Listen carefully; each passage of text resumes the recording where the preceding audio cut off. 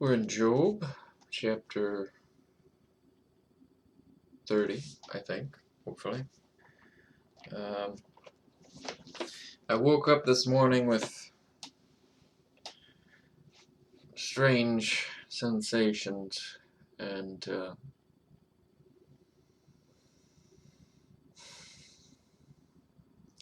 the thing with anxiety is you get these strange sensations, and are you responding to the reaction, or are you responding to something real?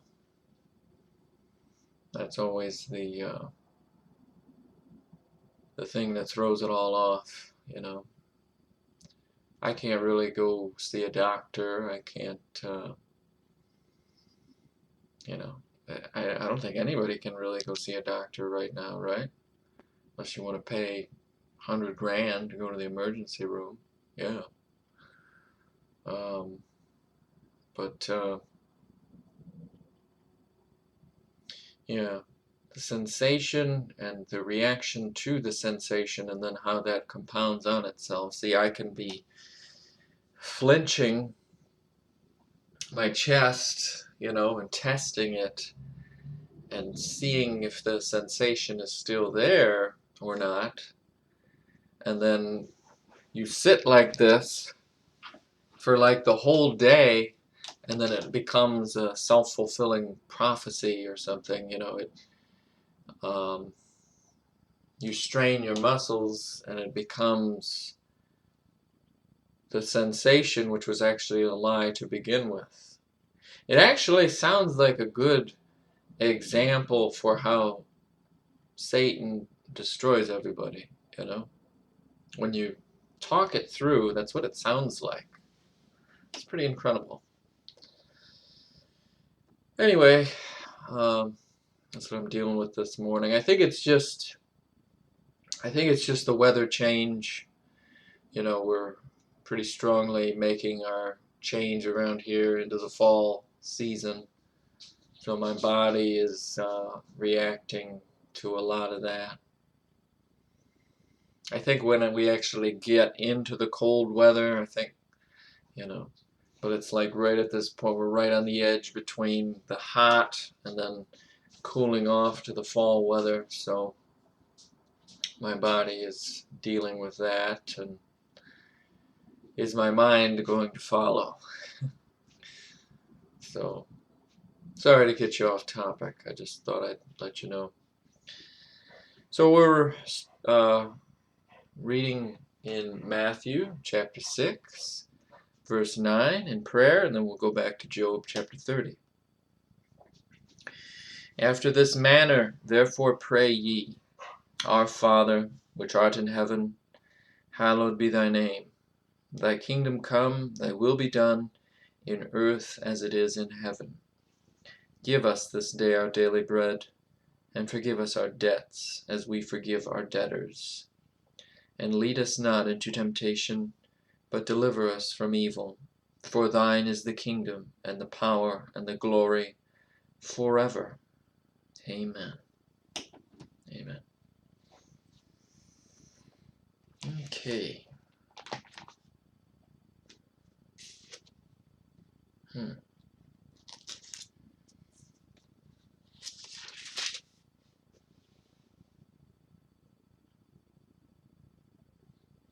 I chose out their way, and sat chief, and dwelt as a king in the army, as one that comforteth the mourners. Oh, that's right. So last chapter, we were talking about Job in his prime, and how when he was younger, he was actually a blessing to a lot of people, I think. I think Job was a great man. He is a great man, and just look at this 13 through 16, you know. The blessing of him that was ready to perish came upon me, and I caused the widow's heart to sing for joy. I think about my friend's mom. What kind of sadness is she dealing with her husband um, passing away just recently? Could you be that person to get her to sing for joy, after everything she's been through? I put on righteousness, and it clothed me. My judgment was as a robe and a diadem. I was eyes to the blind, and feet was I to the lame. I was a father to the poor, in the cause which I knew not I searched out. And I brake the jaws of the wicked, and plucked the spoil out of his teeth.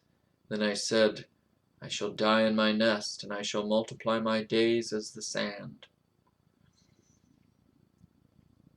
These are all good things he's describing. Sounds like an ideal person in society, that if everybody behaved like Job did and lived for their neighbors and loved others and loved everyone and lived for others, just imagine what a world we'd have then. Everybody's so selfish. I did a video, I talked about it last time, about Alex Encounters the awareness. And I'm very nasty in that video, so I probably will never post it. But in the video, I describe how people are so selfish. Through awareness, being aware of the existence of another human being, Job is not that. Job is like, how can I help you? God is blessing him, and he's using that blessing to further the cause of God. And that's what we're called to do. I think Job is a very good example in chapter 29. So we're moving on to chapter 30. I think he's going to,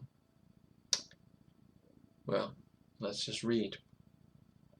Job chapter 30, Job's eighth answer continued, verse 1.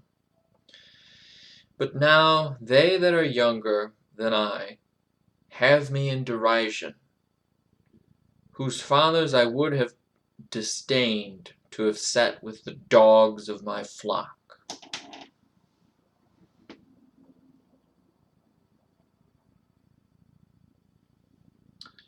So it sounds like the mood is changing. 29 was a lot more positive, talking about his successes and how he used his blessing for God and for the love of others, And now 30 is talking about where he is now, I think. At least initially, that's what it's saying. These young punks are coming up to him and slapping him in the face, basically. Whose fathers... 2. Yea, whereto might the strength of their hands profit me, in whom old age was perished? For want and famine they were solitary, fleeing into the wilderness, in former time desolate and waste, who cut up mallows by the bushes and juniper roots for their meat. They were driven forth from among men. They cried after them as after a thief, to dwell in the cliffs of the valleys, in caves of the earth, and in the rocks.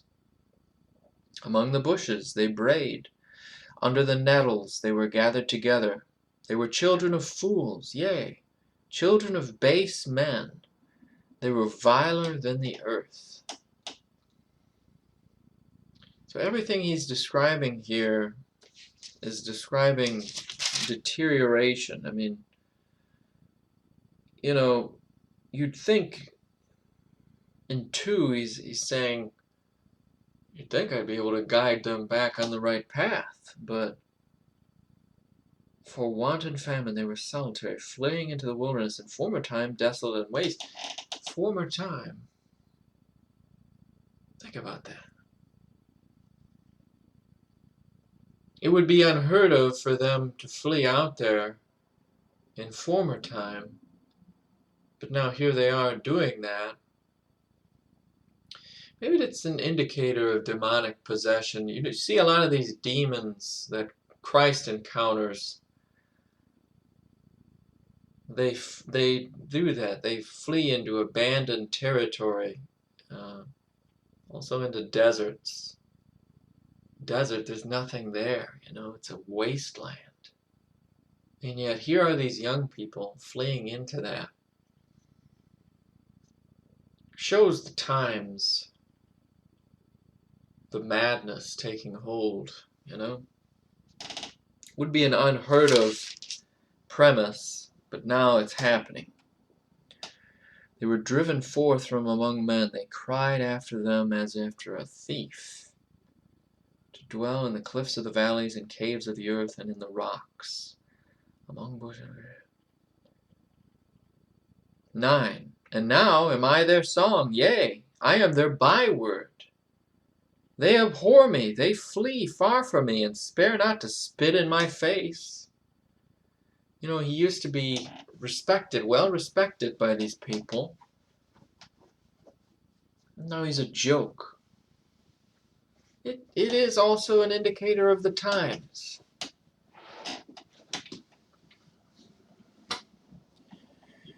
11. Because he hath loosed my cord and afflicted me, they have also let loose the bridle before me. Upon my right hand rise the youth.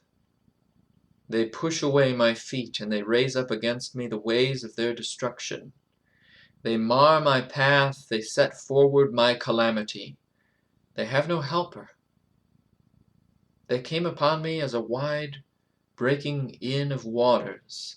In the desolation they rolled themselves upon me. Terrors are turned upon me. They pursue my soul as the wind, and my welfare passeth away as a cloud. And now my soul is poured out upon me. The days of affliction have taken hold upon me.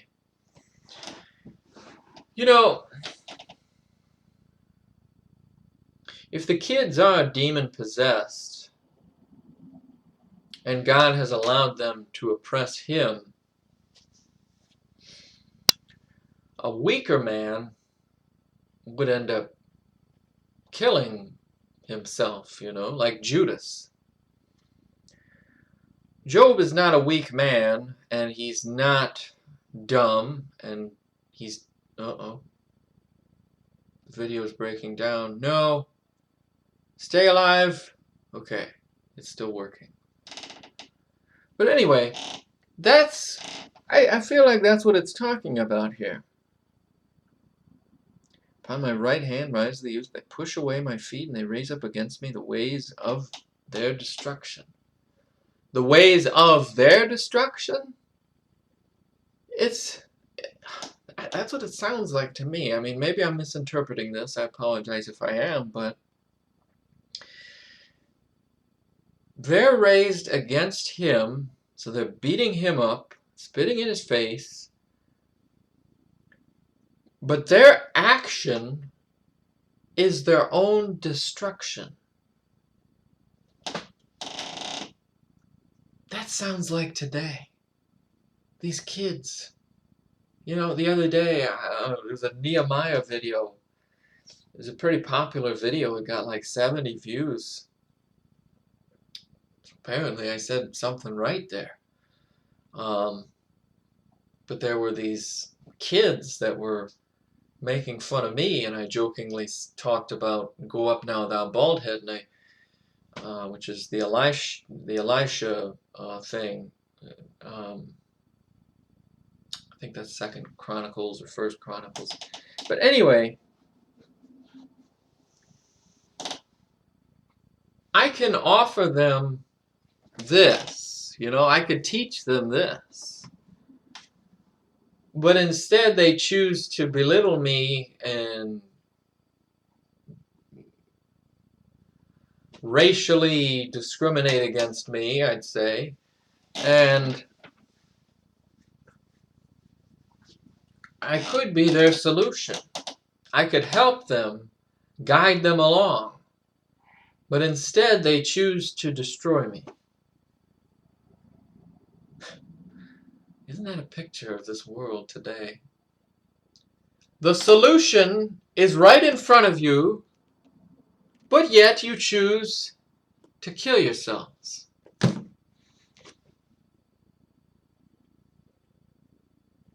incredible. And so, 15, terrors are turned upon me, but they pursue my soul as the wind, and my welfare passeth away as a cloud. Demonic attack, demonic oppression. What did I talk about at the start of this video? Is it physical? Or is it mental? Or is it spiritual? Something attacking me. And then, see, like I said, if you were a weak man, you end up committing suicide because you're in so much pain, like Judas. But a strong man, you continue to endure it. But he's worn down, you know. My welfare passeth away as a cloud. And that's what I was complaining about at the start, you know. You get tired of having to hold on to these sensations and you don't know why it's happening, you know. But it's happening. And now my soul is poured out upon me. The days of my affliction have taken hold upon me. My bones are pierced in me in the night season, and my sinews take no rest. By the great force of my disease is my garment changed. It bindeth me about as the collar of my coat. He hath cast me into the mire, and I am become like dust and ashes. I cry unto thee, and thou dost not hear me. I stand up, and thou regardest me not. Thou art become cruel to me. With thy strong hand thou opposest thyself against me.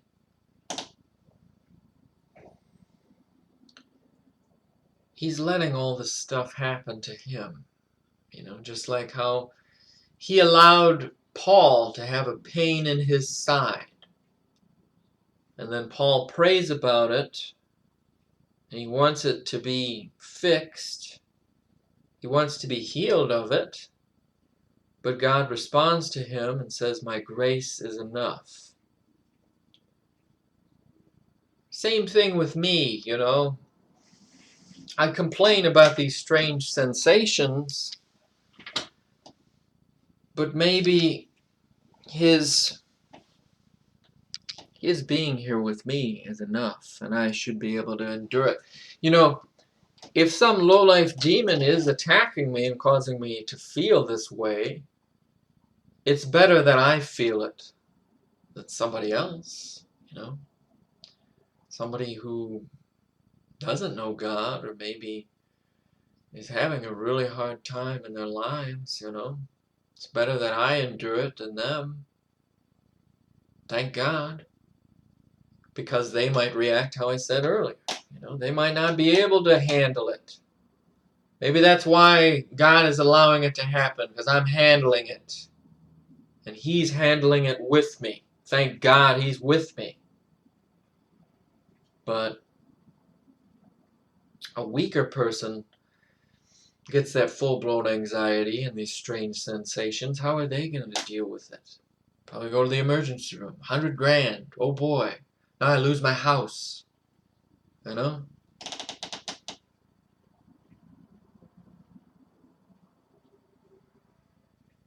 But maybe He's allowing this. Thou art become cruel to me. With thy strong hand thou opposest thyself against me. Thou liftest me up to the wind.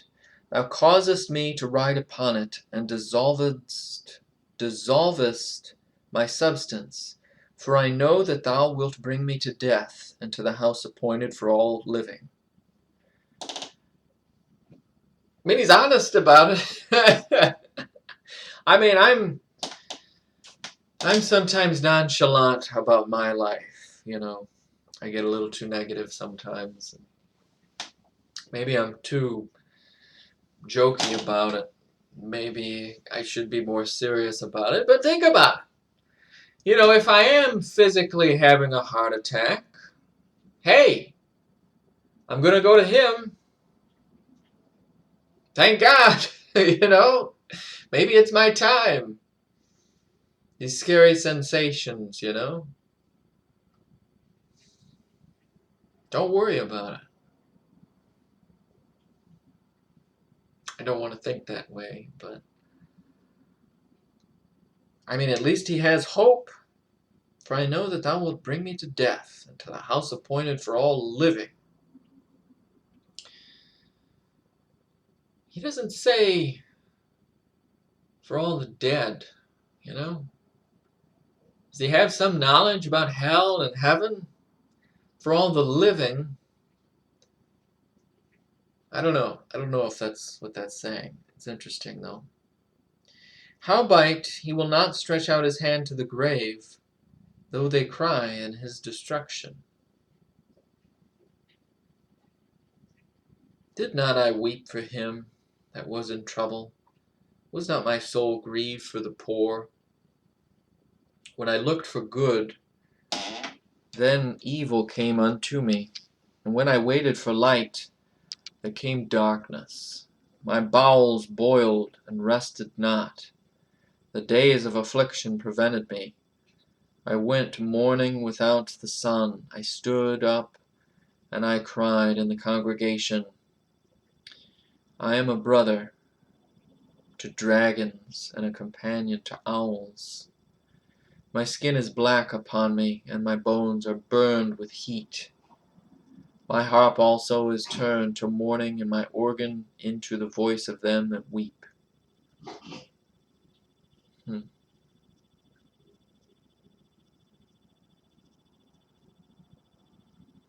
I think 29 is talking about the environment, you know. He's around a bunch of lizards and owls and nature, and he doesn't even have probably doesn't have any shelter, you know, sunburned. I don't know. When I looked for good, then evil came unto me, and when I waited for light, there came darkness.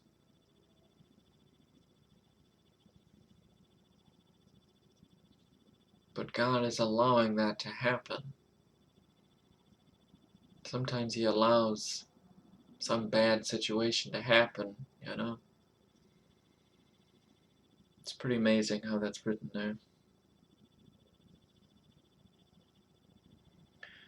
All right, we'll conclude Job's response in 31. And then Sunday, Lord willing, we'll get to Elihu's testimony. And Elihu talks for a while. And then the 38, God finally makes his appearance. So we'll continue from 31 next time. Thank you for listening. Have a blessed day.